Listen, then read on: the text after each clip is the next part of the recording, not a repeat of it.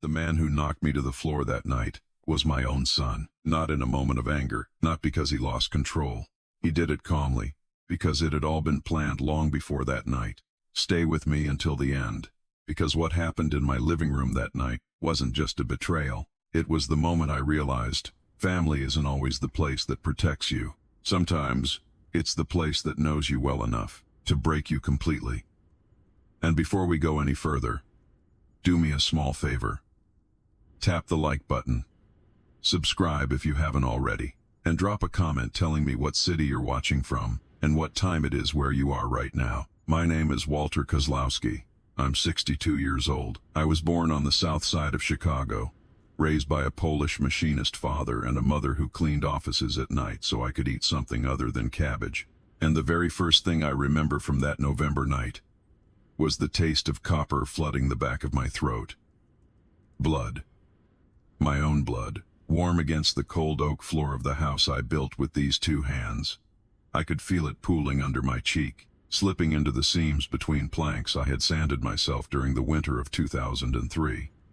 I remember kneeling on those same boards with a carpenter's pencil tucked behind my ear, my wife Marianne handing me finishing nails one by one from a coffee can, our son Derek, 6 years old back then, running across the subfloor in mismatched socks, convinced that the nail gun was some kind of wizard's wand. That room used to hold Bears games on Sunday afternoons. It used to hold the smell of kielbasa from Marianne's grandmother's recipe. It used to hold Derek's friends tracking mud in after Little League, and me pretending to be angry while secretly loving every footprint. Now that room held nothing but my own breathing, and Derek's voice above me, saying 6 words I will hear until the day I die. Nobody is going to believe you, old man. He stood there with his hands loose at his sides, calm, too calm. See, here's something I've learned in 62 years, and I want you to really hear this if you're watching. Men who yell are men who are losing. Men who whisper are men who believe they've already won.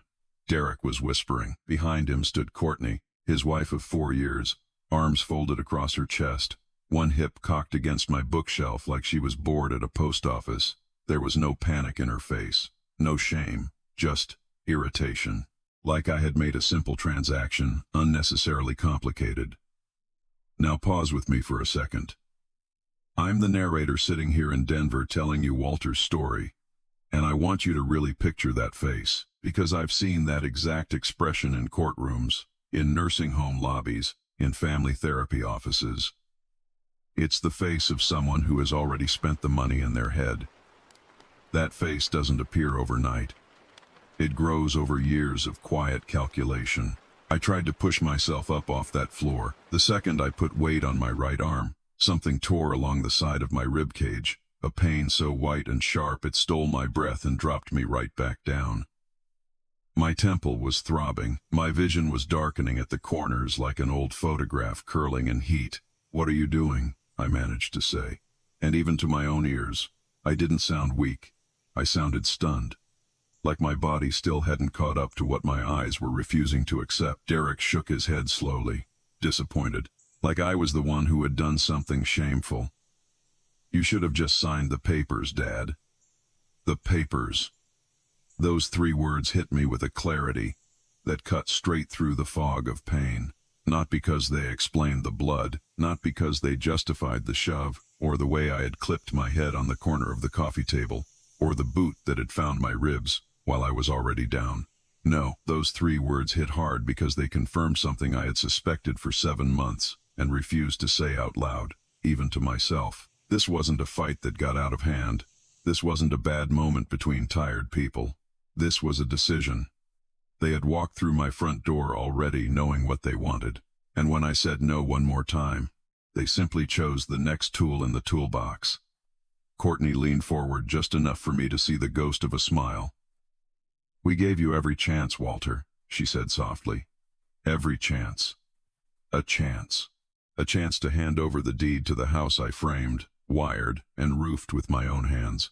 A chance to surrender the retirement accounts I had built across 41 years of pre-dawn shifts and sore knees and summers. I never took vacations because overtime paid for Derek's orthodontist. A chance to sign away a life so 2 people who had never missed a meal could call it financial planning.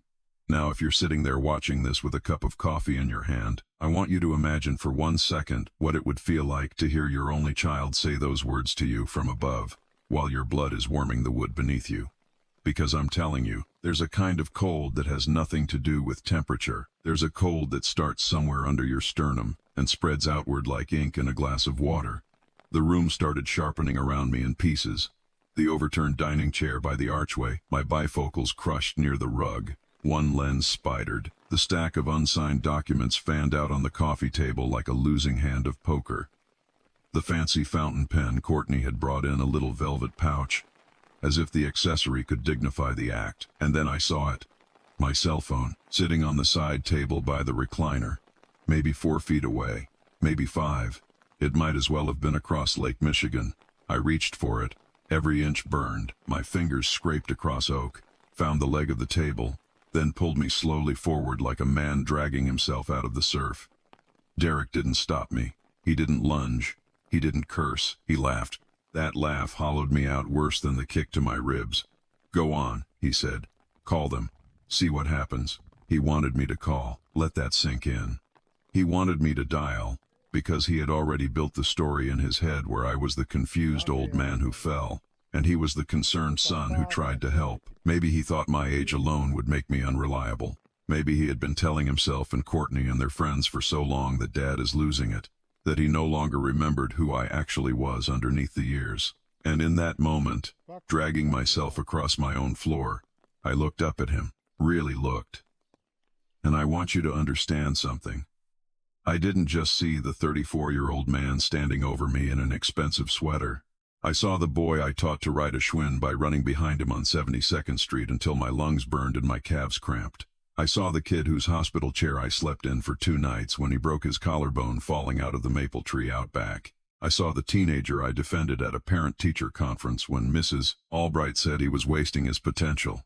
Pieces of all those boys were still in Derek's face, under the new hardness. And somehow that made what was happening worse. Betrayal cuts deepest when it wears the face of someone you once loved without thinking twice. My fingers finally closed around the phone.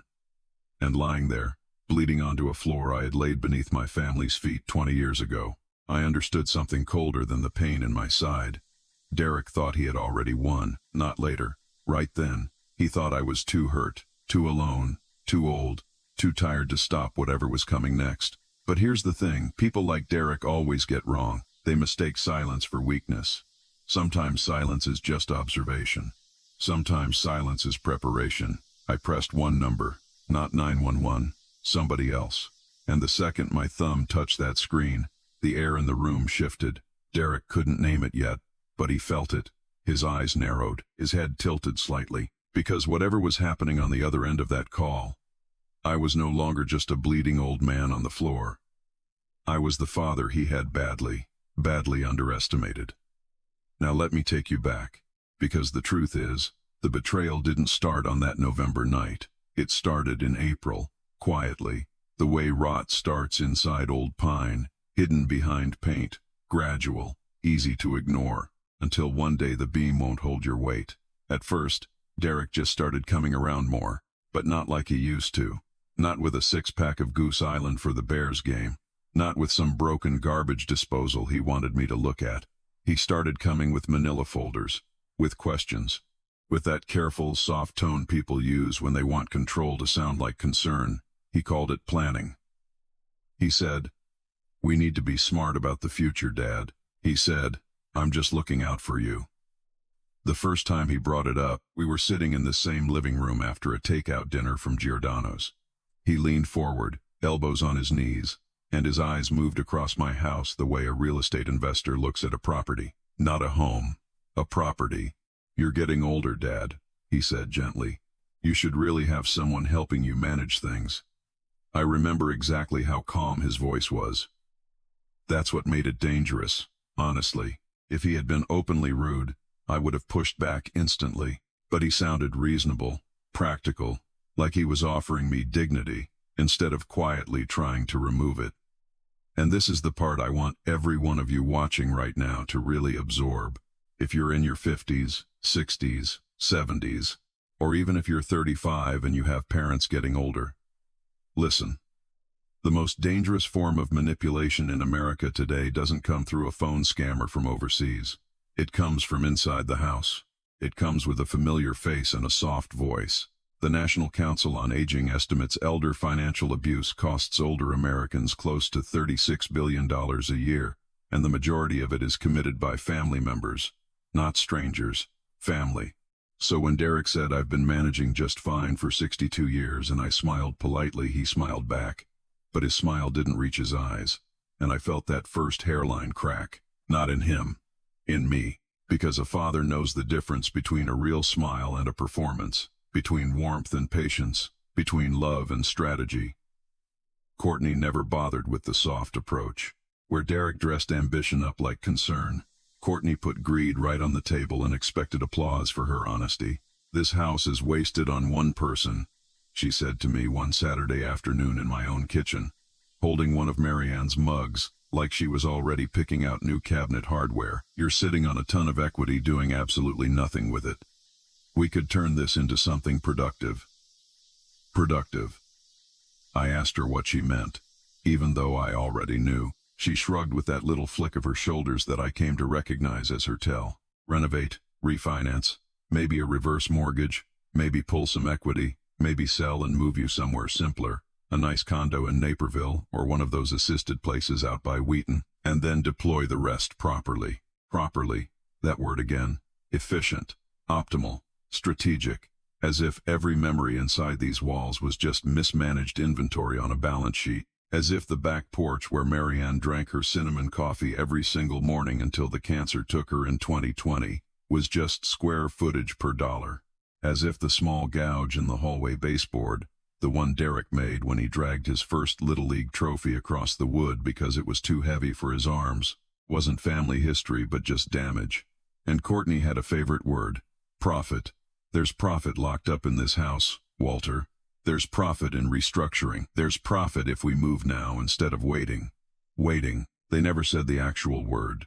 They never said death. They didn't have to. They said later, and trusted me to understand the rest of the sentence. And at first, I made excuses for them.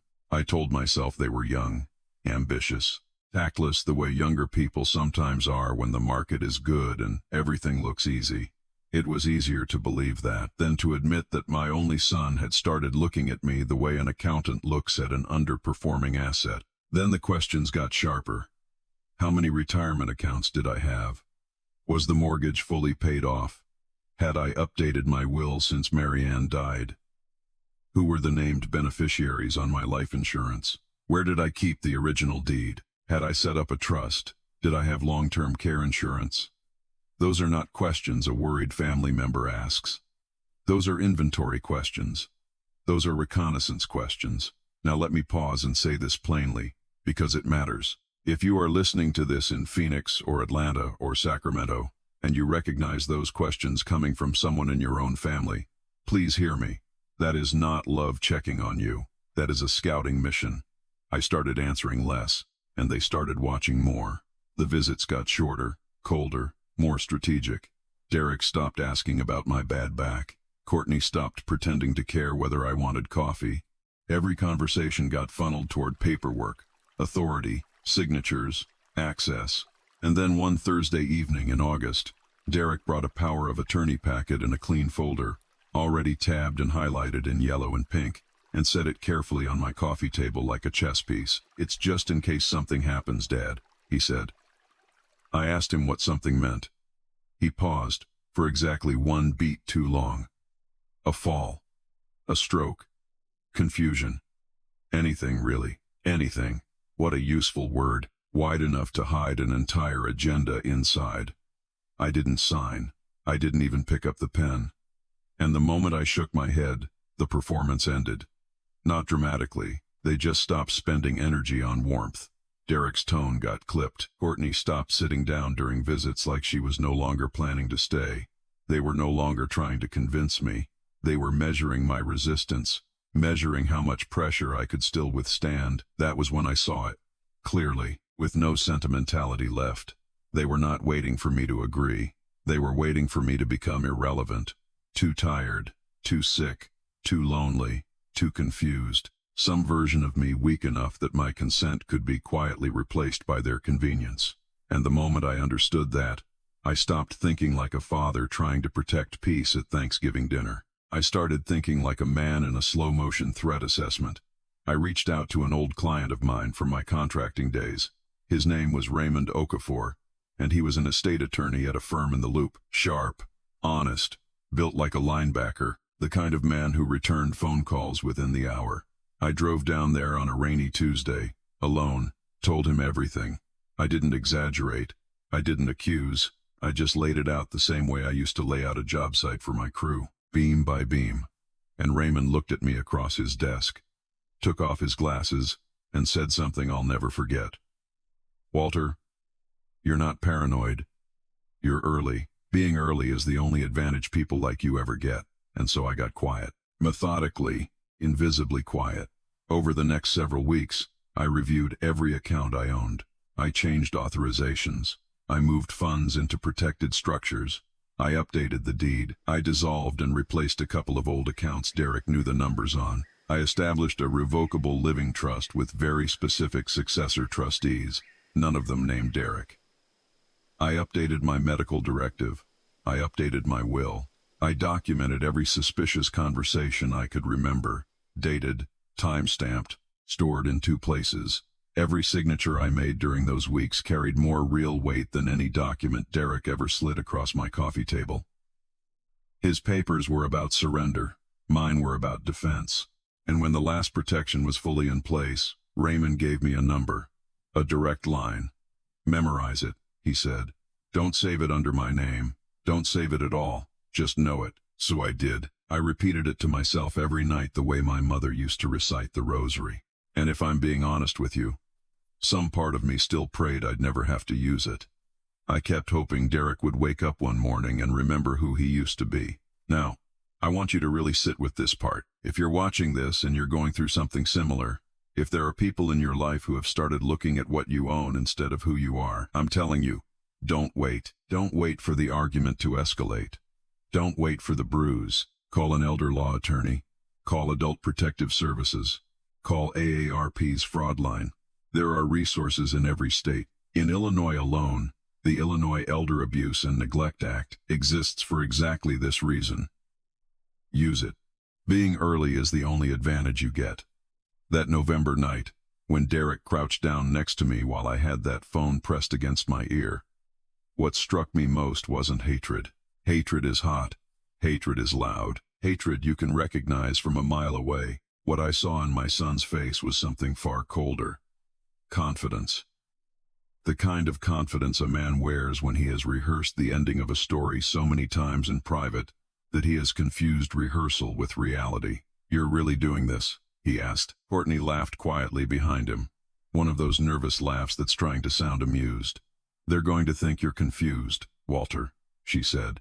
"Maybe unstable, dementia, probably." That one word chilled me worse than the shove that put me on the floor, because it meant they had talked about it. Not just the house, not just the accounts. Me. My mental state. My credibility. My likely reaction under stress. They had built an entire fictional version of me in the privacy of their car rides home. A scared, disoriented old man. Easy to dismiss. Easy to medicate. Easy to relocate to a nice quiet facility in the suburbs where the wallpaper matches the bedspread. Then the call connected. For a long second there was nothing but static and my own ragged breathing, and then a voice. "Walter." Calm. Steady. Professional. "Raymond." Even with blood filling the corner of my mouth and my ribs screaming on every inhale, something deep inside my chest settled the moment I heard him. "Yes," I said. A pause on the other end. Controlled. "Is this the scenario we prepared for?" I looked straight up into Derek's eyes. Yes, one word, but it carried 7 months inside it. Every loaded visit, every coffee table document, every cold glance, every time Courtney said profit, the voice answered, "Understood. Stay exactly where you are. Help is already en route." Then the line went dead. No panic, no speeches, no wasted emotion, just certainty. I lowered the phone. Derek was staring at me, and for the first time, I saw something new in his face. Not anger, not control, a flicker of doubt. "Who was that?" he asked. And for the first time that night, through the blood and the pain, I smiled. "You'll see." 5 minutes passed. Nobody said much. Derek tried to hold still, but stillness takes 6 confidence, and his was leaking out of him like air from a slow tire. He kept glancing at the front windows, then back at the phone in my hand. Courtney hovered near the bookshelf, chin still raised, but her arms crossed and uncrossed more than once. 10 minutes. Derek started pacing. Not fast, just 3 steps toward the fireplace, then back toward the hallway. Turn, repeat. The man who had laughed when I reached for the phone now couldn't stand still inside his own certainty. And I want you to imagine what that moment felt like for me, lying there, counting my breaths, counting his footsteps, feeling the balance of power in the room tilt slowly, inch by inch, in my direction. If you have ever been underestimated by someone you loved, you understand the specific flavor of that silence. It tastes a little like grief and a little like justice at the same time. "That's enough," Courtney muttered under her breath. "What?" Derek snapped. "Nothing." But it wasn't nothing. It was the first real crack in their plan. Outside, Fairfield Avenue had been quiet all evening. So when the first sound came, it cut through the cold air like an axe through pine. Tires on wet pavement. Then, more. Headlights swept across my front windows in a wide arc. Car doors slammed. More than 2. More than 3. Derek stopped pacing. "That's a lot of units for one phone call," he muttered. Units. He was still trying to force what was happening into some framework where he was the reasonable one and I was the confused one. The front door opened hard enough to bang against the stopper. Men moved into my house fast. Chicago PD uniforms. 2 detectives in plain clothes. Their eyes moved through the room in fragments that I knew would be reassembled into a single conclusion very quickly. The blood on my floor. The stack of unsigned documents. The overturned dining chair. The space between me and my son. Courtney's face. The unfinished violence still hanging in the air like smoke. Derek stepped back instinctively. Courtney took a full step back before she caught herself and tried to smile. Then Raymond walked in, charcoal overcoat still unbuttoned from the rush, briefcase in one hand. He looked first at me, at the blood under my head, at the way my arm was pressed against my ribs. Then he looked at Derek and Courtney, and whatever hope they still had of salvaging the night died in the set of his jaw. Up until that second, Derek was still hoping this was manageable, misunderstandable, spinnable. But Raymond's face made it clear this was none of those things. Raymond stepped forward and said, very quietly, almost gently, "I told them that if anything ever happened, it would already be too late for the 2 of you." The room didn't go silent. It went still. There's a difference. Silence is absence. Stillness is the weight of everyone simultaneously realizing that the power in a room has just changed hands. I stayed on the floor another few seconds, ribs still burning, temple still sticky, but inside the pain, something clean and steady rose up through me. Not revenge. Recognition. They had read the call as a last, desperate act. It was not. It was the final move in a plan I had prayed from April through October that I would never, ever need. And now my living room was full of witnesses, full of law, full of consequence. Everything after that came apart faster than Derek could reshape his face, faster than Courtney could remember how to fake being innocent. 1 minute Derek had been standing over me, convinced that injury equaled helplessness. The next, he was in the middle of my living room while officers scanned the scene, and my attorney walked toward me with quiet authority. "Dad, what is this?" And those were the first honest words my son had said all night. Not because they were truthful, but because the fear underneath them was real. I pushed myself up slowly. This time, I wasn't alone on that floor. A younger detective crouched beside me, one gloved hand near my elbow.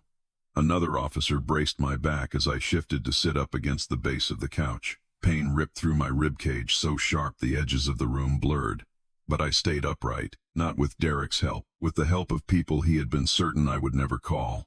That mattered more than any of the physical injuries, because cruelty like his depends on isolation.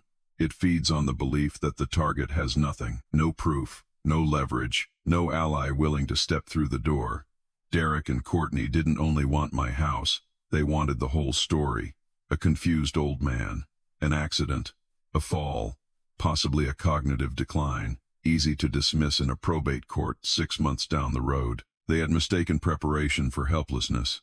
I looked up at my son. His face had gone the color of drywall dust. One hand was twitching at his side like his nervous system couldn't decide whether to run, lie, or beg. "You said nobody would believe me," I rasped. My voice was rough but level. I made sure I wouldn't need anyone's belief. That sentence landed hard, because belief is fragile. Belief can be argued, reframed, softened by a charming son in a nice sweater. Proof cannot. Raymond stepped forward and addressed the senior detective. "Mr. Kozlowski retained my firm in April. He documented escalating behavior. He preserved voicemails and text messages. He restructured every major asset into a protective trust. He executed updated directives. He authorized me specifically to respond if the situation ever turned physical. All of that is time-stamped and notarized." Courtney's color drained so fast I watched it happen in real time, like a stain lifting from fabric. "What does that mean?" she whispered. Raymond turned toward her just enough. "It means you have no claim, no standing, no access to his accounts, his property, or his legal affairs. And, given tonight." He glanced at the officers. "You now have significantly larger problems than money. And here's the thing I want you to remember. It's extraordinary how fast people collapse when the future they were counting on disappears." Derek had walked into my house believing he was pressuring an exhausted widower into signing away his life. Every ugly step he took that night rested on that assumption. The signatures would come. The control would transfer. Any resistance would be explained away by age. Now all of it was gone. Not threatened, not delayed. Gone. The accounts were protected. The trust was sealed. The legal avenues were closed before he ever took off his coat. What remained in his hands was not leverage, just evidence. "Dad, this is a misunderstanding," he started. "Assault isn't a misunderstanding, sir," one of the officers said. Flat. No anger. Just procedure. Courtney grabbed Derek's forearm with sharp fingers. "Say something," she hissed. But there was nothing left to say. That was the real collapse. Not the handcuffs. Not the Miranda warning they read to my son in the house he grew up in. It was the vanishing of language. The moment manipulation runs out of runway, they had built a beautiful fiction over 7 months. A fiction in which I was weak, alone, lagging behind. A fiction in which my silence meant decline. My caution meant fear. My restraint meant surrender. Then reality walked into the room carrying badges and documents and timestamps and the weight of Illinois state law. I sat against the couch, breathing carefully around my cracked ribs, and let the truth settle over the whole scene like new snow. I was not confused. I was not cornered. I was not waiting for mercy from 2 people who had come into my house to strip me of dignity and call it assistance. I had seen them clearly long before that night began. I had listened. I had documented. I had protected. I had prepared. By the time they tried to force the ending, I had already written a different one. Now let me tell you what the house feels like today. 5 months later, it's quiet again, but not the brittle quiet that follows violence.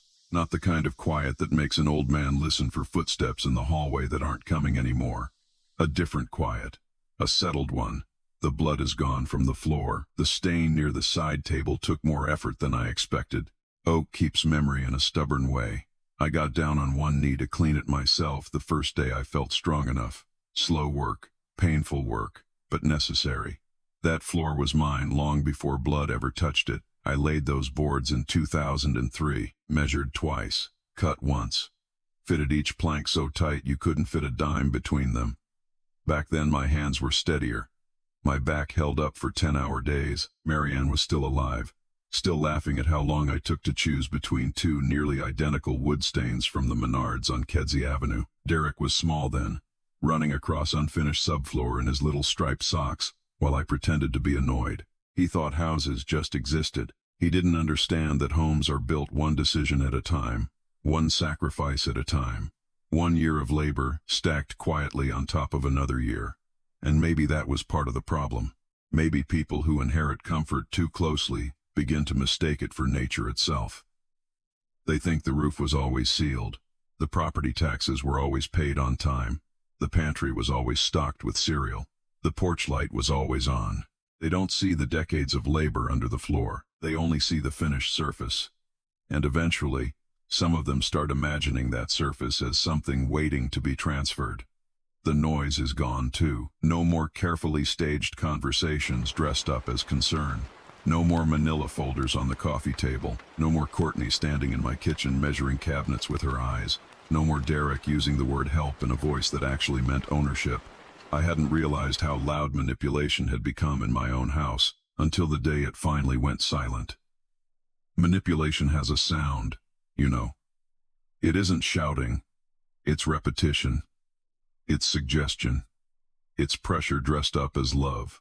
It's the slow, steady attempt to make you doubt your own right to remain where you already are. They're gone now. That sentence sits differently in me every morning. Not with triumph. Not exactly with grief either.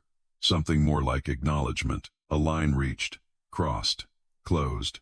Derek called me once from Cook County. I saw the number on my screen and let it ring. Then the facility line rang again an hour later. I let that one go too. I was sitting at the kitchen table with lukewarm coffee in my hand and morning light sliding across the sink when the call came in. Clean light, honest light. The kind that makes a room look plainer but truer. I knew it was him the second the number showed up. A father recognizes the shape of his son's need, even after the trust has been torn wide open. I didn't answer, not out of anger. Anger would have been simpler. I didn't answer because I finally understood something I should have understood 20 years ago. Love does not mean surrender. Family does not mean unlimited sacrifice. Those are the lies that people like Derek and Courtney rely on. They count on decades of history to weaken your boundaries. They count on affection to blur your judgment. They count on decent people being most ashamed to finally say the word enough. I gave Derek everything once. Time, support, trust. Late-night pickups from parties when I was exhausted after double shifts. Loans disguised as gifts. Gifts disguised as loans. Forgiveness after every careless mistake he swore was the last one. A guest room in this house more times than I can count. Not always because he deserved it, because he was my son. For years, I mistook his need for closeness. Somewhere along the way, he stopped seeing me as his father and started seeing me as an obstacle. That's the sentence that hurts the most, because there was no single day I can point to and say, there, that's when my son stopped measuring me by what I meant and started measuring me by what I controlled. It happened slowly, under the surface of adulthood, under resentment, under financial pressure, under ego, under entitlement. Some part of Derek looked at my paid-off house, at my retirement accounts, at my steady, boring life, and felt accused by them, not because I had ever used any of it against him, but because they stood there as proof of a discipline he had never built himself. We imagine greed as a hunger for luxury. Sometimes it is, but just as often, greed is wounded pride speaking in practical vocabulary. Why should he have all this when I need it more? He's not using it properly. This should already be mine. By the time those thoughts get spoken out loud at a kitchen table with a spouse, they've usually been rehearsed silently for years. Courtney was never the cause. She was the catalyst. She sharpened what was already there. She put strategy behind resentment. She put speed behind temptation. But she didn't plant anything foreign inside him. She saw something already ripe and she harvested it. That distinction matters, because blaming her for everything would make Derek smaller than the choices he actually made. And Derek wasn't small that night. He was deliberate. That is the hardest truth I carry. Greed doesn't create monsters. It reveals them. It strips away the gentler disguises that people wear while life stays comfortable. It shows you what someone believes they are entitled to the moment their patience runs out. It shows you whether they see another human being as sacred or just as the last locked door between them and what they want. I walk through my house slower now, partly because healing has its own timetable, and my ribs remind me of that every time I climb the stairs too fast. Partly because I notice more. The framed photo of Derek at 11 with a Cubs glove that was 2 sizes too big. The soft indentation in the wingback chair where Mary Ann used to read her mystery novels. The faint scratch on the back door from the night our old golden retriever, Barley, panicked during a 4th of July fireworks show in '97. Those things feel different now, not ruined, clarified. A home is not sacred because nothing bad ever happened in it. A home is sacred because truth survived there. I lock my doors earlier now.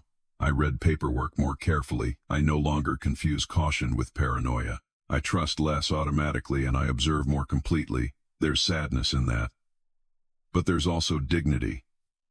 Because for the first time in months, I feel something I thought I had lost: control and peace. Not the fragile peace that depends on denial. Not the fake peace that comes from avoiding conflict until the conflict chooses its own form.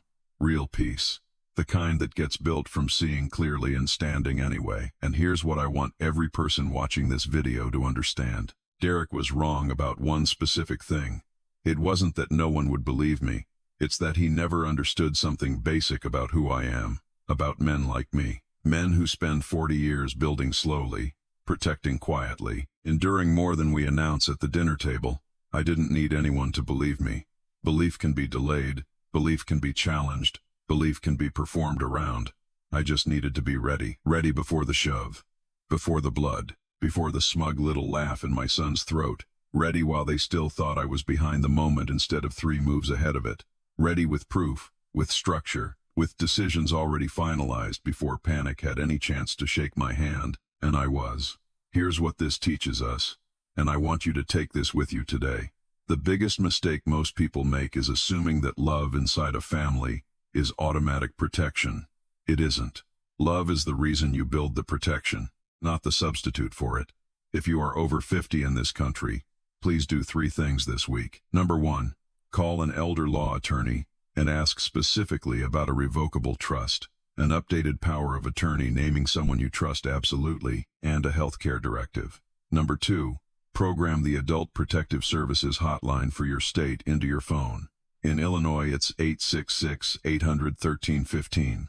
Every state has one. Number 3, document everything. Every suspicious conversation, every pressured ask, dated, saved, backed up, and ask yourself one honest question tonight before you go to sleep. Who in my life benefits most from me being weaker than I actually am? Sit with that, because the answer will tell you exactly where to look first.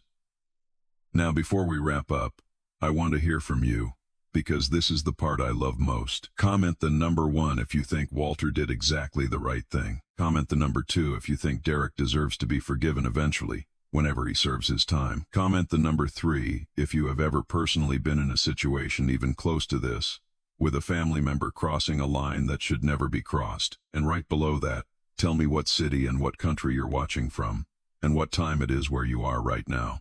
Seriously, I read these. I love seeing comments from Nairobi at midnight, from Manchester at breakfast, from Sao Paulo at lunch, from Manila at 3 in the morning. Tell me where you are. Tell me your story. This channel is built on real people in real places. Disclaimer: this is a fictional story inspired by patterns commonly seen in elder financial abuse cases across the United States. All names, locations, and specific details have been completely rewritten by me here in Denver, Colorado, to avoid any reused content and to respect every real family affected by situations like this. If it resonated with you, please hit that like button, subscribe to the channel, and tap the little bell icon so you get notified every time I drop a new story. There are so many more waiting for you.